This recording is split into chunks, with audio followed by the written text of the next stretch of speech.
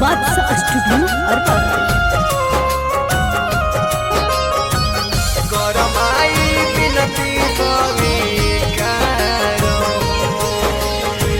तोहर दुआरिया आईनी दे दे तू दर्शन हो, तोहर दुआरिया आईनी दे दे तू दर्शन हो। करमाई बिनती स्वीकार हो, माई आई तू अंगन हमार हो। भक्ति में लीन बानी करमाई बिनती स्वीकार हो, माई आई तू अंगन हमार हो।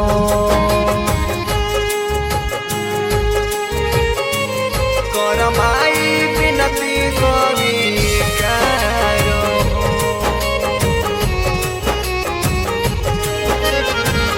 माई आई तू अंगन।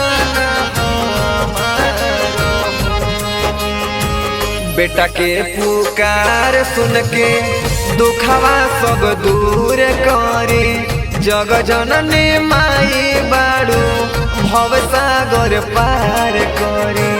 जग जननी माई बाड़ू भव सागर पार करे। बेटा के पुकार सुन के दुखवा सब दूर करे, जग जननी माई बाड़ू भव सागर पार करे।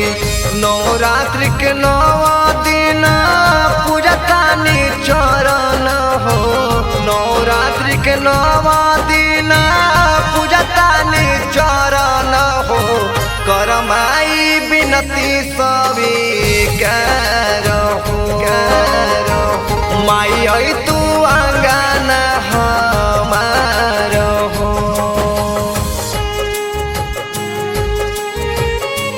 करमाई बिनती स्वीकार हो,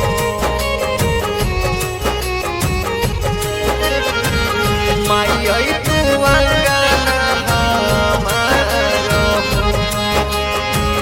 भोला भास्कर के माथे अचरा ओढ़ाई द, शेरवाली माई हम पे ममता लुटाई द।